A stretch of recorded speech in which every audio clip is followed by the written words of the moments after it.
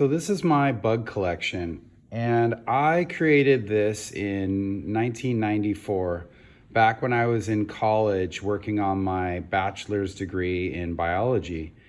And this collection took me a little over a year to collect all the insects you see here.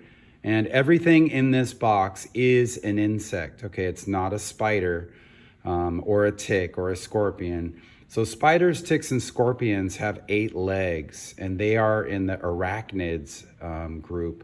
And these are insects. Insects have 6 legs and 3 body parts. They have a head, a thorax, and an abdomen. So probably what most people's attention draws to first is my butterflies here. This is a swallowtail, tiger swallowtail. This, of course, is a monarch butterfly.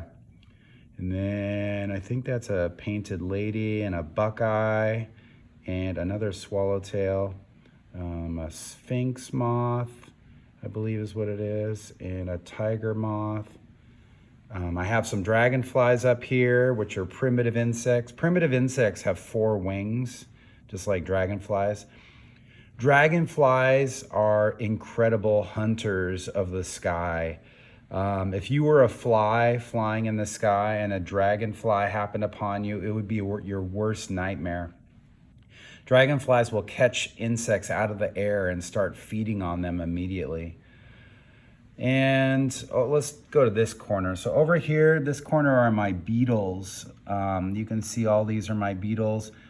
This is not a stink bug. You might think that that's a stink bug. Actually, that one is the stink bug.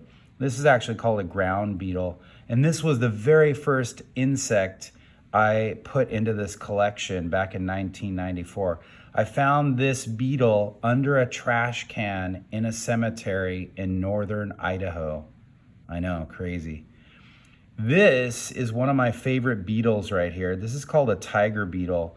And it literally is like a tiger on legs. And it lives in kind of muddy areas, and it looks for flies and other insects on the ground. It's a very fast mover. It's got really good wings, and it has huge mandibles or teeth to grab its prey. Plus, as a bonus, it has those cool spots on the back, which make it look like a tiger. All right, down here, these are my flies right here. I did have a mosquito, but it broke off somewhere. This is a horsefly. These things will bite you really good. That's a crane fly, of course. Crane flies can't bite you. They look like giant mosquitoes, but they won't hurt you. And I have a robber fly right here. And where is it? Oh, this, believe it or not, right there, that is a fly. It is called a Surfeit Fly. And it imitates the look of a bee, but it is not a bee at all. It has some definite differences in its body. And you may think it might sting you, but it will not at all. Okay, it's totally harmless, but it imitates a bee for protection. All right, now speaking of bees, these are my bees and wasps. And probably the one that people pay attention to the most is this Tarantula Hawk right here. So this is a type of wasp that will hunt down tarantulas. It will be the female. And when she finds one, she gets into a fight with it and she tries to sting it. If she's able to sting it, it will paralyze the tarantula. And she digs a hole. She lays an egg on the tarantula and buries it in the hole. And the tarantula is paralyzed the whole time. Eventually, the egg will hatch out into a maggot and it will feed on the paralyzed tarantula. And then it will, once it's eaten all that it wants to eat and grows as much as it needs to grow, it will turn into a cocoon and eventually it will burrow out of the ground as another wasp. And right here, this is a cricket hunter, another one of my favorites. It's blue iridescent. And this one will hunt crickets and do the same thing. It will dig a hole. It will find a cricket, attack it, sting it, paralyze it, lay an egg on it, bury it, and then the same thing will happen and it will hatch out. Looks like that's a bumblebee, and I think that's not my honeybee. That's my honeybee right there. Okay, up here, these are called my true bugs. These are you can see they all look very similar. So they're actually called true bugs. And I have a praying mantis. That's in a separate category. Those make excellent pets.